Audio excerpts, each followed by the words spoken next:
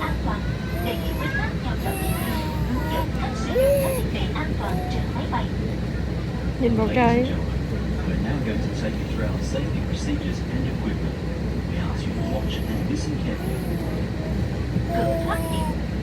Trong khoang hành khách có 8 cửa thoát hiểm, 2 cửa phía trước, 2 cửa phía sau và 4 cửa giữa khoang hành khách.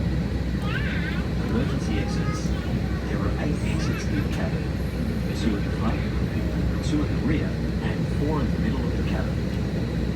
Đèn thoát hiểm. Trong trường hợp khẩn cấp, hệ thống đèn thoát hiểm sẽ bật sáng dẫn quý khách đến cửa thoát hiểm. Emergency lights. In case of emergency, lights will come on to guide you to the exits. Dây an toàn. Dây an toàn của quý khách được cài